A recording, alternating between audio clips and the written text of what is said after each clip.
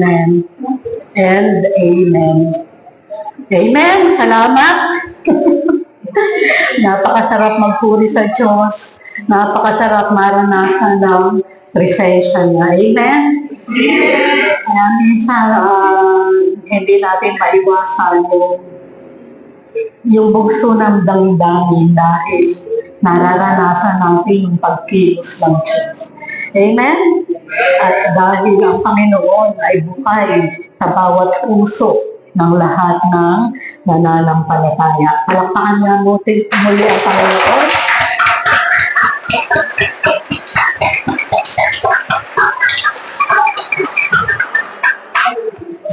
Tingnan lang po ako sa mga.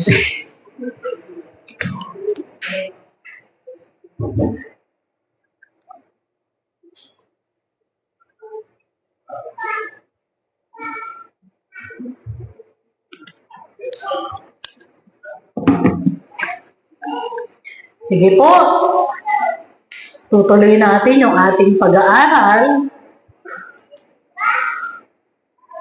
Nalipot, nandun pa yung emosyon. Kailangan bumaba muna. Amen. Kailangan bumaba muna. Kasi hindi ko na naman mapipigilan ang pag-iyak. Baka hanggang dulo kasama yung pag-iyak. Muli, bawat araw ay pinagpala. Siyempre.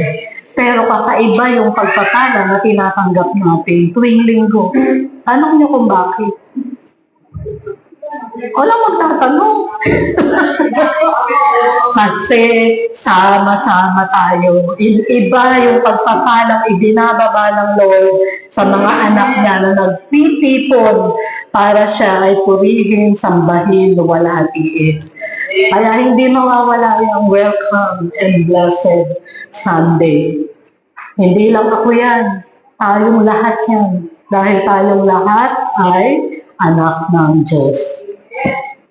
Tutuloy natin yung ating pag-aaral. Share Jesus. Ang ilan na to? Hindi nakuha, nakatatlo. Hindi nyo na nakuha. Pangatlo. Oo. Ika-third Sunday na to. Sige nga, anong pinag-aaralan natin nung nakaraan?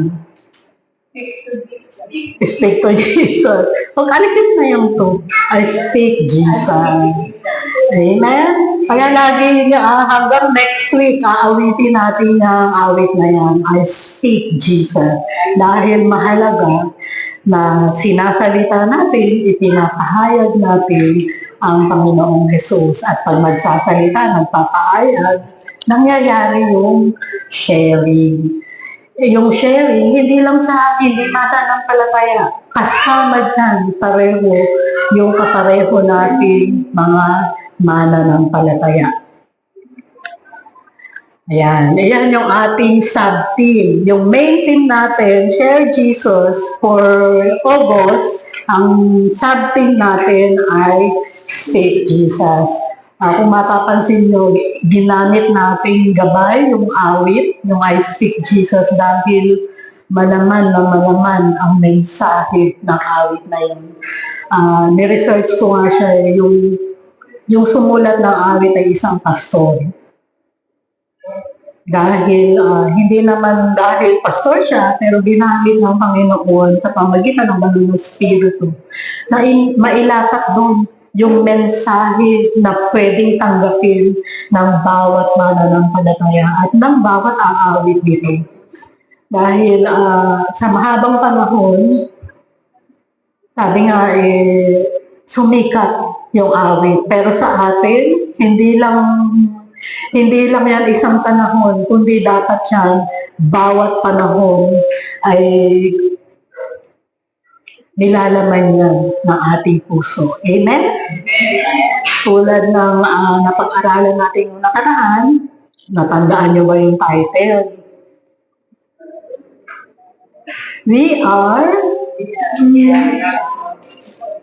the mouthpiece of God. Tayo ay mga bibig, labi, tinig ng ating Panginoon. naririnig natin diretsahan ang tinig ng banal na spirito, pero doon sa mga walang relasyon sa Panginoon, hindi nila maririnig. At iyan yung isa sa mga pag-aaralan natin, bakit we need to speak the name of Jesus. At ngayong linggo, ang atas ng Panginoon is speak power in the name of Jesus. Magsalita ng kapangyarihan sa pangalan ng Panginoong Jesus. O pwede rin naman sabihin, sorry na, mahirap pa sa Tagalog. Pwede sabihin, sa mga sinasabi natin, dapat lumalabas ang kapangyarihan ng Panginoong Jesus. Pag lumalabas ang kapangyarihan ng Panginoong Jesus, ano yung nawawala? Ano? Lahat ng hindi tungkol sa Diyos nawawala. Lahat ng negatibo nawawala. Yun nga lamang bigat na bigat ka bago ka pumasok dito. Tapos inawit natin yung lahat posible. Diba? Parang ang gaan. Ngayon, uuwi ka, daladala mo yung kapag-asahan. Uuwi ka, daladala mo yung pangalan ng Panginoong Jesus. Ito, madalas na nating mabasa. Ipapaalala lang ulit ng salita ng Diyos na sa Acts 1:8, binigyan tayo ng kapangyarihan. Sabi dito, but you will receive power when the Holy Spirit comes on you, and you will be my witnesses in Jerusalem and in Judea and Samaria and to all the ends of the earth. Siyempre, yung lugar kung saan binanggit ito ay nasa Israel. Pero tayo, nasa Pilipinas, pwedeng sabihin, ikaw ay magiging witness ko sa Malolos, sa Kalumpit, sa Paumbong, sa Hagunoy, at kung saan tayo dalhin ng Panginoon. Ang sabi dito, you. Hindi naman niya sinabi, I, you. Ibig sabihin, sa lahat ng nakikinig sa Kanya, tatanggap ng kapangyarihan pag bumaba at nanahan sa puso ng bawat isa ang banal na spirito. Sa Tagalog, ngunit tatanggap kayo ng kapangyarihan pagbaba sa inyo ng Espiritu Santo. At kayo'y magiging mga saksi ko sa Malolos, sa Hagunoy, sa Kalumpit, sa Paumbong, sa Manila, sa Quezon City, at kung saan man yung lugar na ginagalawan nyo. Kung dito lang kayo gumagalaw, sa kainin. Kung sa merkado ka lang gumagalaw, sa merkado lang. Sama natin yung giginto dahil representative tayo doon na taga-Tamang. Amen? Amen! Yun lang ang kailangan. Dati, parang nung uma-attend lang ako, ibig sabihin, nandun lang, pero wala pang tunay na relasyon sa Diyos. Naririnig ko lang yung mga sinasabi ng salita ng Diyos, pero hindi nagmamanifest sa buhay ko. Amen? Nung dumating talaga yung oras, katanahunan ng kaligtasan ko, doon ko naranasan na pwede mo palang marinig ang tinig ng Diyos.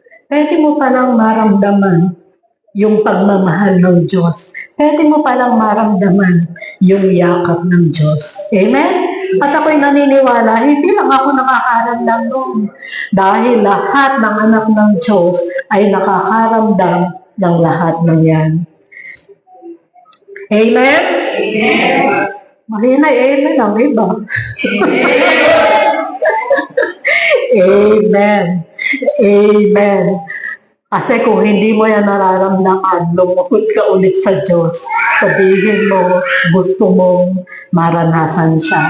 At mararanasan mo siya pag nagkaroon ka ng tunay na relasyon sa Kanya.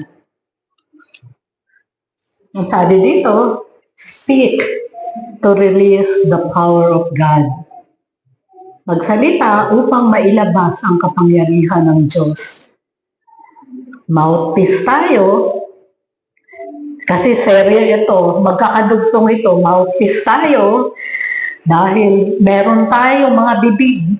Kahit nga yung mga pipi, pwedeng magsalita sa pamamagitan ng sign language o sa pamamagitan ng body language. Action yan. Diba? Kung hindi pag may kausap na yung isang Pinoy na foreigner, pag yayayain niyang kumain, ganun lang. Diba? Nagkaintindihan. Pagka tatawagin, kaway-kaway lang, kahit walang come here. Lalapit na yun. So, binigyan tayo ng kaparaanan ng Panginoon para mag-communicate. So, isa lang yung sa pagsasalita, speaking aloud. Naranasan nyo bang magsalita sa isip lang? Ako lang. Ako nakikipag-usap sa Lord sa isip lang. Amen? Pero komunikasyon yun. Kaya ngayong umaga, papaalala sa atin ng Panginoon, His power is within us. Nasa atin yung kapangyarihan niya. At tayo, bilang tumanggap ng mabuting balita niya, ng kaligtasan niya, ng pagiging anak ng Diyos, we need to speak to release the power of God. Madalas kong sinasabi, yung Diyos na hindi nakikita, makikita sa kaparaanan ng bawat isang naririto. Amen? Amen. Marami nagsabi, nakita nila ang Diyos. Nagkaroon lang ng ilaw doon sa puno ng mangga na hugis krus. Nakita na nila ang Diyos. Amen? Ang Diyos ay nakikita sa mata ng pananampalataya. Nararanasan siya sa pananampalataya. Kaya yung kapangyarihan niya ay sa pamagitan ng pananampalataya. O muli, meron tayong pag-aaralan. Speak power in the name of Jesus. Pag sinabing speak power in the name of Jesus, pwede mong sabihin yan sa sarili mo, pwede mong sabihin yan sa kapwa mo mananampalataya, at pwede mong sabihin yan sa tao na nangangailangan ng power na yan. Amen? Amen. Minsan, lugmok ang mananampalataya kasi hindi niya alam kung ano meron siya sa Panginoon. Ang hinihintay lang ng Lord, lumapit ka at panghawakan mo yung mga pinapangako niya. Sabi dito sa Proverbs 18:21, the tongue has the power of life and death, and those who love it will eat its fruit. Galing, no? Yung dila natin, may kapangyarihan ng buhay at kamatayan. Sabi ko nga, Lord, noong bang panahon na ipinanalangin ko, sana mamatay na yan. Bakit di siya namatay? Hindi ino-honor ng Lord yung mga dalangin na mali ang motibo. May nanalangin na ba rito na mamatay ang kaaway? O yung mga taong ayaw makita? Mali yun. Dapat ipananalangin natin ay buhay. Laging buhay yung dala natin, hindi kamatayan. Pero minsan, nagiging daan tayo ng kamatayan. Paano tayo nagiging daan ng kamatayan? Kapag magsalita tayo ng negatibo na lumapat sa puso ng isang kausap mo, sinabi mo, di ka na magbabago, talagang ganyan ka na lang. Wala ka ng pag-asa. Parang pinatay mo yung pag-asa ng tao na yun. Amen? Kaya mga nanay, mga tatay, mag-iingat tayo sa lumalabas sa ating bibig. Dapat kahit didisiplinahin mo sa paraan na positibo. Pwede mong sabihin, sa tingin mo ba, gusto ni Lord yung hindi ka nag-aaral mabuti? Diba? Hindi yung uunahin ang galit. Amen? Sa Tagalog, ang kamatayan at ang buhay ay nasa kapangyarihan ng dila. Diba? Napakaliit na bahagi ng katawan ng tao, pero may kapangyarihang dala kung gagamitin ni Lord. Amen? Amen. In itself, yung kung sasabihin mong dila lang, wala yung kapangyarihan. Ang Lord ang naglalagay ng kapangyarihan. Madalas sasabihin ni Ate Norma, hindi mo ba alam may power ang bibig? Doon niya kinuha yan. May power ang bibig. Kung hindi mananampalataya, makakarinig ng ayabang naman ng tao na to. May power daw yung bibig niya. Ang sinasabi doon, yung bibig mo, ang dila mo na ginamit mo para sa Diyos, sa utos ng Diyos, may dalang kapangyarihan. At iyan ay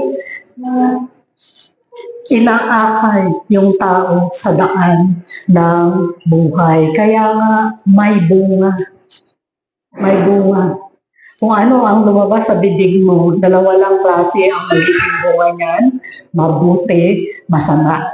Amen? Kaya lagi nating hangarin ay yung mabuti. You are God's instrument of power.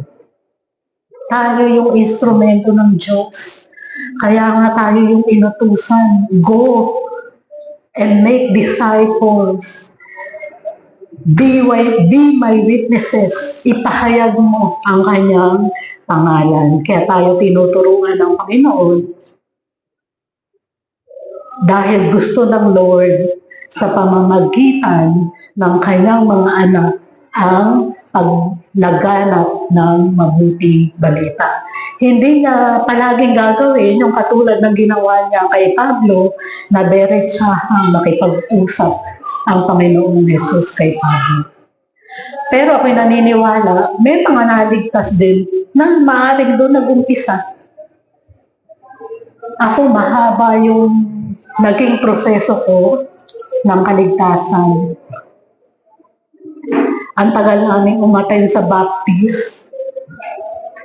Nandun lang, nakikinig lang, additional knowledge lang, pero wala doon yung tunay na relasyon. Amen? Pero dumating yung paghipo ng Diyos. Sabi nga sa kanyang kaparaanan, sa kanyang kapanahunan. Dahil walang puso na mananatiling bato pag iyan ay hinawakan at hinipo ng Diyos.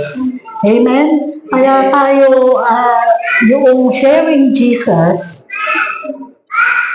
pag sinasabi natin sa tao at ni-reject, okay lang. Okay lang. Wag lang tayong titigil na ipanalangin at magbukas, ilapit sila sa Panginoon. Darating ang panahon, bubuksan ng Lord ang kanilang puso. Dahil mauuna sa puso, ipoproseso ng utak, bababa sa puso at doon darating yung pananampalataya. Hinaan natin, hindi lang ako, lahat tayo rito ay instrumento ng Panginoon upang ipakita ang kanyang kapangyarihan. Mag-aaral tayo ng 5 bagay at sa tingin ko, ito yung common o basic na nararanasan ng mga mananampalataya at ng mga taong nakapaligid sa atin. Kasi kung observant kayo, kung kayo ay yung tinitingnan yung mabuti yung nangyayari sa paligid nyo, mararamdaman nyo kung sino yung may pangangailangan. Kung kanino ka magbibitaw, magsasalita ng kapangyarihan ng Panginoon. Basahin natin yung 1 Corinthians chapter 2, verse 4. My message and my preaching were not with wise and persuasive words, but with a demonstration of the Spirit's power. Kapangyarihan ng banal na Spirito. Ay sinasabi ko, hanggang hindi ko binitawan yung sinasabi kong talino ko para maunawaan ko yung daan ng kaligtasan, hindi nagbukas yung pagliligtas ng Diyos. Kasi pilit kong hinahawakan yung alam ko na wala naman pala akong alam. Ang totoo, wala akong alam. Wala tayong alam. Yung alam natin, binigay lang lahat ng Diyos. Kaya kailangan ibinababa natin yung ating buong pagkatao. Ibinababa natin sa harapan ng Diyos.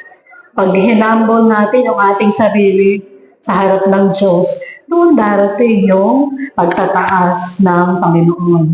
Sabi dito, demonstration of the Spirit's power. So, merong kapangyarihan sa Tagalog. Ang aking pananalita at ang aking pangangaral ay hindi sa pamamagitan ng mapang-akit ng mga salita ng karunungan, kundi sa pagpapangalas ng Espiritu at ng kapangyarihan. Yung nakaraan, di ba? Yung mensahe, malapit sa atin, nasa bibig mo na. Kung natandaan nyo yung verse nung nakaraan, malapit sa atin yung mensahe ng Diyos, nasa bibig mo na. At iyan, yung kailangan natin ilabas, ipahayag. Amen? Amen. So, ano yung una? Power to break addiction. Kapangyarihan ng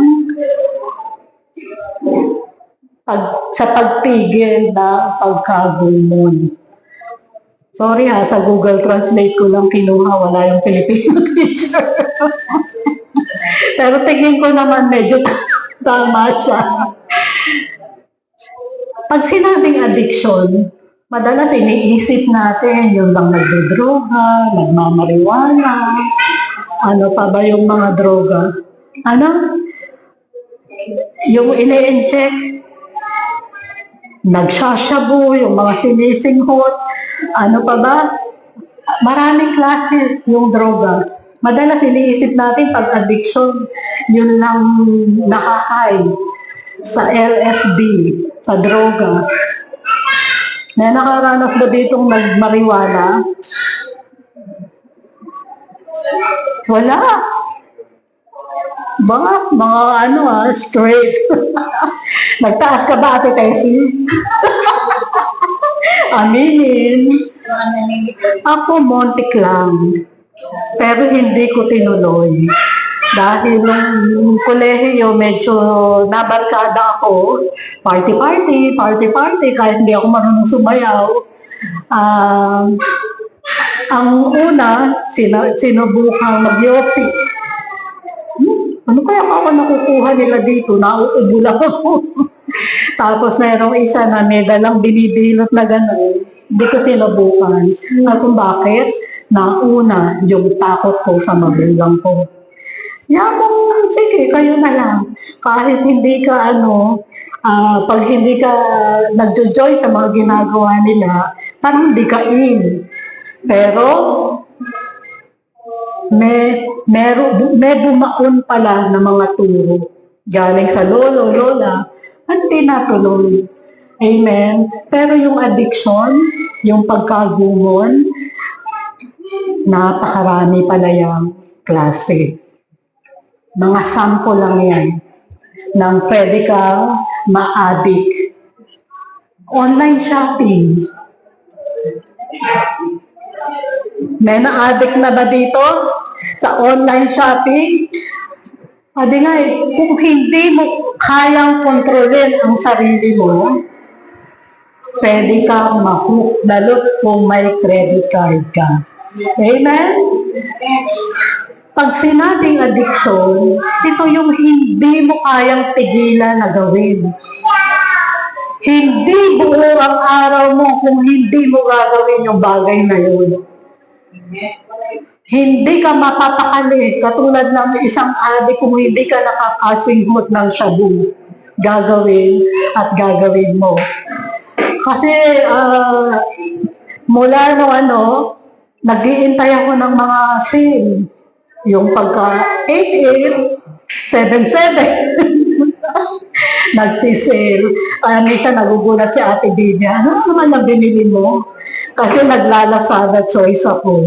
Pipili ka ng 3, 99 pesos lang. Diba? Eh kung araw-araw nagna 99 pesos ka, sa isang linggo, magkano yan? Sino BS-man?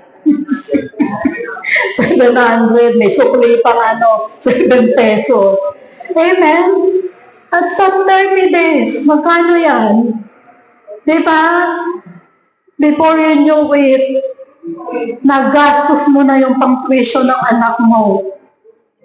Nagastos mo na. O kaya, naipon na, nagkatapong-patong na yung bill mo. Meron ako naging staff na buwan-buwan, dumarating yung bill na ng credit card, nagpatong-patong na hindi niya kayang bayaran. At matindi pa lang maningil yung mga ahensya na ang trabaho lang nila'y maningil. Kahit hindi yung taong may-ari ng credit card ang nakausap, minumura sa telepono at binabantaan ang demanda. Noong una hindi ko alam, nagre-ring, yung local phone ko hindi nila ginagamit. Hindi nila pinababagsak yung tawag doon. Pero nagkataon, walang tao na para sumagot, pinick up ko yung phone. Ibig sabihin, mula sa local phone ko, kaya kong kunin yung tawag ng kahit anong local doon sa loob ng opisina. Talagang, sabi ko, medyo mahaba-haba yung usapan namin. At yung dulo sinabihan ko, kung hindi yung tao na kausap mo, yung sinisingil mo, huwag kang magbabanta, huwag kang magmumura, at huwag mong ituloy ang pakikipag-usap. Natahimik siya. Amen? Wala pa akong kaalam-alam, tahimik lang yung mga staff, hindi sila nagsusumbong. Nagkataon lang. Mula noon, wala na silang pag hinanap yung tao at sinabing wala, kasi nung una, akala nila pinagtatakpan lang na wala doon. Hanggang sa dumating na yung point, nag-resign na yung empleyado. Amen? So, yung online shopping, nakaka-addict yan. Ano pa ba?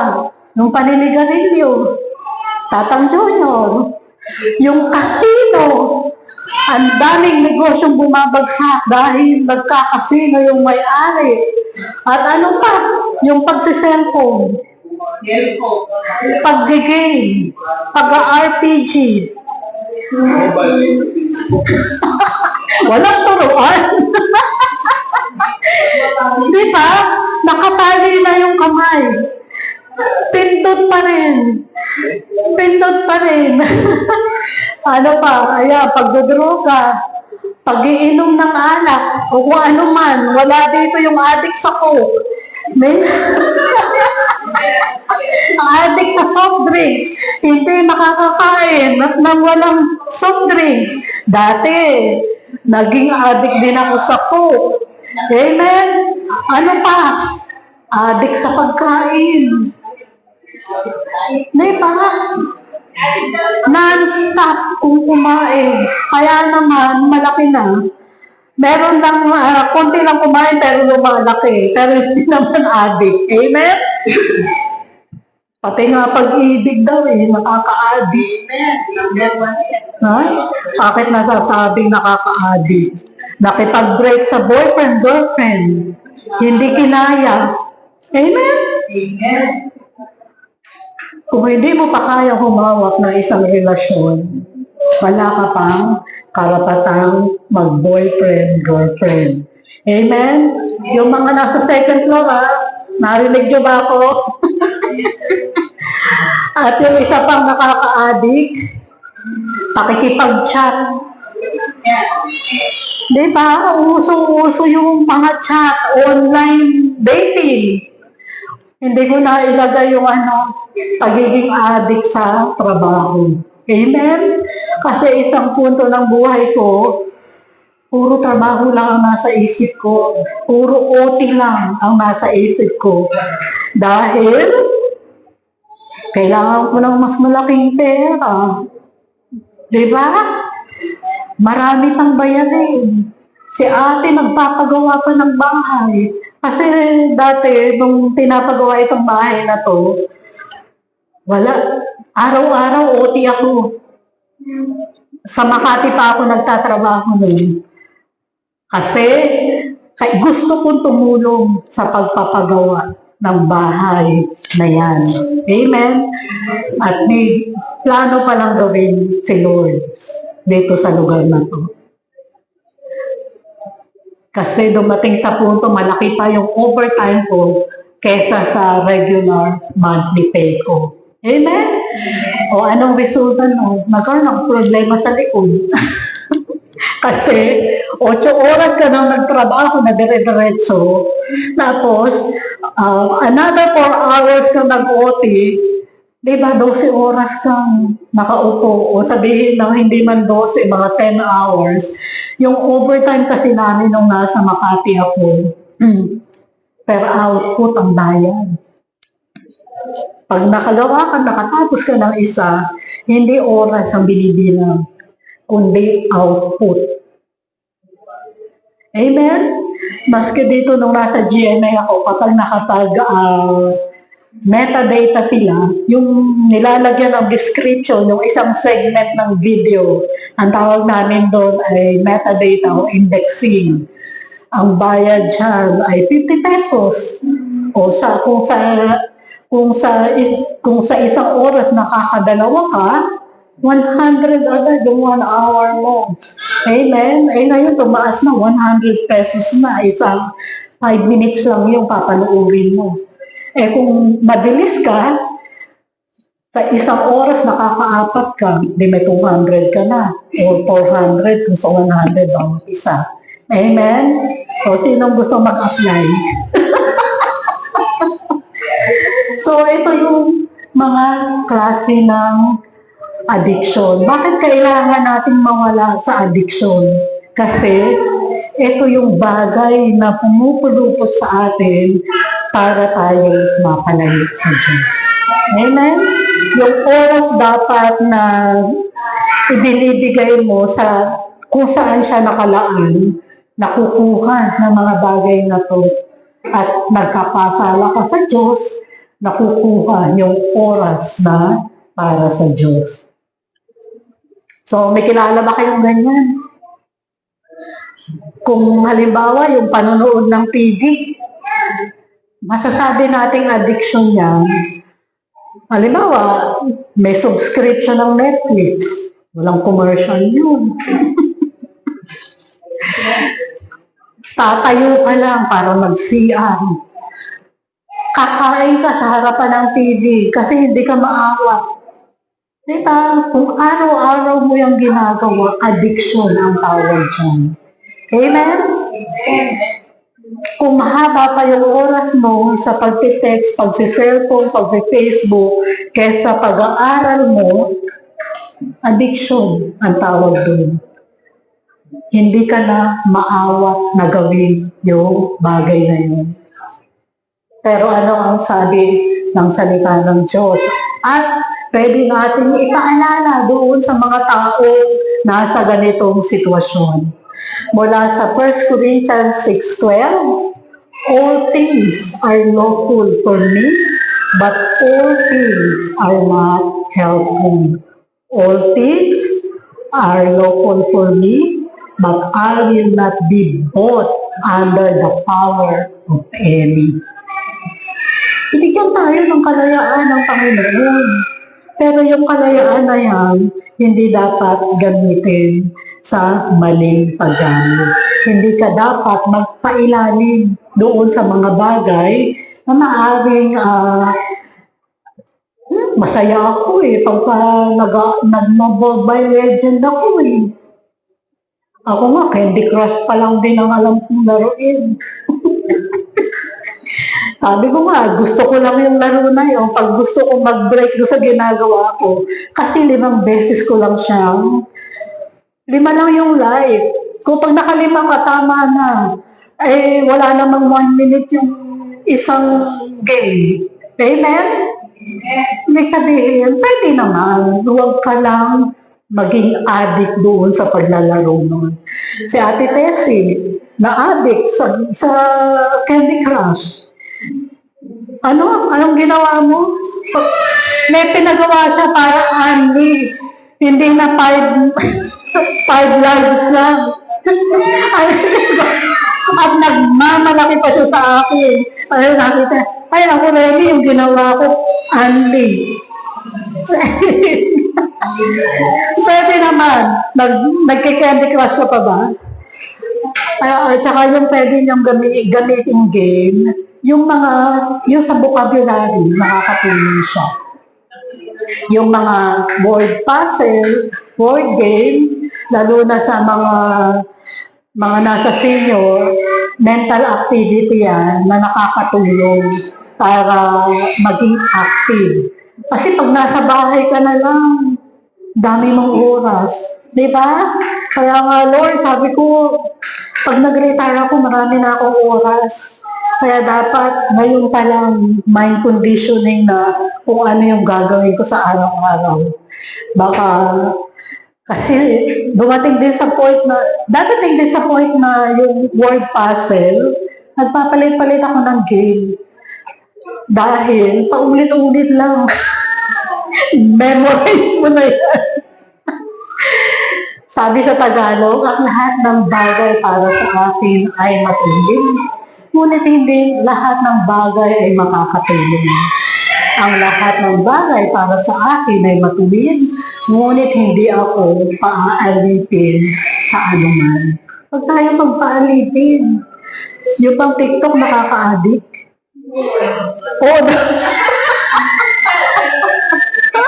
Yung Facebook nakaka-addict, di ba? Ako minsan, sinisilip ko lang. Kasi gusto ko rin nakikita yung pinopost ng mga kabataan at saka mga pinopost nyo. Pero, pagka inumpisahan mo mag-scroll, hindi siya matatapos. Hindi siya matatapos, tapos makakapanood ka pa ng mga video na nakakatuwa. Diba? Kaya, pagka naano ko na, tama na. Ibig sabihin, pag masyado nang marami yung scroll mo, wala na din yung latest. Amen? Kaya dapat gano'n natin iniisip. Huwag tayong paalipin sa anuman. Dahil aagawin nito, sasayangin nito yung oras mo. Yung oras mo na dapat sana naglalaba ka na tapos na yung labahin, nanonood ako ng abot kamay ang pangarap. Ngayon yata, ang nag-hit na napalabas ng GMA ay Pulang Araw. Amen? Pinapanood ko siya, sana masustain ng mga writers hanggang dulo. Minsan kasi maganda sa umpisa, bandang dulo, ay hindi nasusustain. Maalam ba kayo sa noong panahon ng Hapon? Kasi hinahanap ko yung history doon. Hinahanap ko yung history ng panahon ng Hapon. Ang makita ko lang yung paraan ng pagdadamit, yung ayos ng buhok, yung mga sasakyan. Pero wala na yung tatanungin ko tungkol sa panahon ng Hapon Kasi pag nagtanong ka kay Inang tungkol sa panahon ng Hapon, marami siyang kwento. kahit mga bata pa sila noon, meron na siyang memories na nangyari. Kaya pagbalik ni Changme, tatanungin ko sa tungkol sa Pasko ng Hapon. Amen. Wala ko na umabot sa atin nung panahon ng Hapon, di ba? Sabi ko nga, Lord, kung ako kaya nabuhay ng panahon ng Kastila, panahon ng Hapon, ano kaya ang buhay ko? Kaya ba nag-iisip ng ganun? Pag nakapanood kayo, na kung ako kaya nabuhay noong panahon na sinakop ng mga Amerikano naman, nagkaasawa kaya ako ng Amerikano? Nagkaasawa kaya ako ng Hapon, ng Kastila? Amen? Minsan ganun ako mag-isip, kung ako kaya ay naging Israelita, kasama kaya ako sa nilamo ng lupa kasi bumabalik-balik doon sa pagiging matigas ang ulo, nalilimutan yung kapangyarihan ng Diyos na kayang magligtas sa kanila. Yung pagiging mareklamo. Amen? Minsan, palawakin nyo yung inyong imahinasyon, magugulat kayo, sasagutin kayo ng Lord. Amen? Pangalawa, power to destroy the bondage of sin. Kapangyarihang putulin ang pagkaalipin sa kasalanan. Kung yung addiction ay kasalanan, ito naman yung, Lord, gusto ko na umalis dito. Oo, may relasyon na ako sa iyo, pero paulit-ulit ko pa itong ginagawa. Paulit-ulit pa ako nakakapagsinungaling. Paulit-ulit pa ako nag-worry pag wala pang akinse at katapusan. Paulit-ulit pa ako nag-worry pag may lagnat si Bunso. Kasi baka walang pampadoktor. Amen? Kasi yung pag-worry, kala nyo lang di kasalanan. Yung pag-worry, yung takot, kasalanan yan. Bakit? Inaalis mo yung pagtitiwala mo sa Diyos. Sinasabi mo na pag nag-worry ka, Lord, di mo naman to kaya. Parang sinasabi mo, hindi kaya ni Lord na bigyan ka ng solusyon, hindi kaya ni Lord na pagpalain ka niya. Amen? Ang isang mahirap alisin na kasalanan, nag-iintay si Ate Tessie. Sa inyo, alam nyo kung ano yung paulit-ulit na ginagawa ng kasalanan. Na kung hindi natin to ipapasakop sa Diyos, paulit-ulit natin gagawin yun. Paulit-ulit natin masasaktan yung mga mahal natin sa buhay. Minsan, nauuna yung bibig. Nauna yung galit. Kaya nga sabi ko minsan pagka nakita ko na nanay, nadapa na yung anak, papaluin pa. Kasi sinabi ko na sa iyo, huwag takbo ng takbo. Natawa si May, ginagawa niya. Diba? Nadapa na nga eh. Nasaktan na nga. Susundan mo pa ng palo. Amen. Minsan hindi lang palo yung masakit. Mas masakit yung lumalabas sa bibig. Ito yung salita lang, pero sumusugat. Ito yung salita na pag binitawan mo na, hindi mo na pwedeng kainin ulit. Sabi ko nga, Lord, kung yung mga sinabi ko na nakasakit sa kapwa ko at pwede ko palang kainin ulit, siguro lagi akong busog. Amen? Hindi mo na kailangan kumain, lagi kang busog. Ang dami mo palang inilabas na kakainin ulit. Amen? Huwag natin gawin yun. Dahil ayaw ni Lord. Ayaw ni Lord na matali tayo sa kasalanan. Amen? Yun bang napakadali na magbitaw ng kasinungalingan. Bakit napakadali? Kasi hindi puno yung isip at puso ng salita ng Diyos. Hindi nakikinig sa sinasabi ng banal na spirito. Kasi ang banal na spirito, isipin mo pa lang, gagawin mo, papaalalahanan ka na niya. Amen. Kaya minsan, pagka may sinabi ang banal na spirito, sumunod ka. Huwag ka na makipagtalo. Kasi meron siyang dahilan kung bakit ka pinipigilan. Amen? Nung minsan, nung nagkasunog dyan sa Shell ba yun? Pumunta ako sa Northfields, ang sabi sa akin ng banal na spirito, nung nakita ko na may sunog, pupunta ako sa, ano nga yun? Builders ba yun? Kukunin ko kasi yung mga in-order kong Bible. Ang sabi sa akin ng banal na spirito, bumalik ka sa Northfields. Ako, gusto ko na umuwi. Dumaan ako doon sa ginagawang kalsada. Ano nangyari? Na-aksidente yung sasakyan. Yung sasakyan lang, ako hindi. Amen. Kaya maiisip mo nga, Lord, di ako sumunod. Kasi hindi ko nakita yung konkreto na nakatayo doon sa gilid. May konkreto na nakatayo sa gilid. Ang sikip lang, ano ba yung kalsada ni Longos ba yun? Tapos nagit-git ako ng isa pang sasakyan. Kalahati lang yung nadadaanan, bottleneck, nakikipagpunahan siya. So yung sa simpleng bagay na yun, nagpapaalala ang banal na spirito. Minsan pag kinabahan ako, may gagawin ng Lord. Amen? Huwag tayong magpatali, kinalag na ng Lord, yung panikala na yan.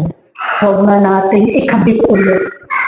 Minsan kasi, kalag na pero ayaw mong kumawala. Pilit mo pang ipinatatali yung sarili mo doon sa panikala. Subukin mo yung Panginoon. Ang sabi sa Romans 6:17-18, but thanks be to God that though you used to be slaves to sin, you have come to obey from your heart the pattern of teaching that has now claimed your allegiance. You have been set free from sin and have become slaves to righteousness. Dati na, pinapaalala dito, dati ka lang doon, dahil hindi na. Kaya dapat wala ka na sa sitwasyon na yun sa Tagalog. Ngunit salamat sa Diyos na bagamat kayo'y dating mga alipin ng kasalanan, kayo'y pusong sumusunod sa inyo ng aral na doon ay pinagkatiwala sa inyo. At pagkatapos na mapalaya kayo sa kasalanan, ay naging mga alipin kayo sa paggawa ng matuwid. Amen? Ngayon, alipin na tayo ng katwiran dahil nasa ilalim tayo ng Diyos. Hindi na tayo alipin ng dating ikapala ngayon. Ibigin na. Binigyan na tayo ng Diyos ng bagong pagkatao, ng bagong ikaw. Natandaan niyo ba? We have a new life in Christ. Inalis mo na yun, nung luma mong pagkatao, ipinakulat sa krus. Pwede na ako magsalamito yung mata ko. Kasi madilim dahil basa ng posibleng matapos ka ulit, tandaan mo, balik ka lang sa salita ng Diyos at kung mawala ka sa sitwasyon na yan. At kung may ilalapit sa iyo o membro ng pamilya na nasa ganitong sitwasyon, makakatulong kung paano mo siya kalalayain. Ang Panginoon ang nagpapalaya sa pamamagitan ng pananampalataya sa kanyang salita. Amen? Pangatlo, power to eliminate darkness. kapangyarihan mo sa akin ang kadiliman. Ano po yung kadiliman na sinasabi ko? Kasalanan? Pag sinabi, isang puwang lang yun. Pero ang pinapatanggulan dito ng kadiliman,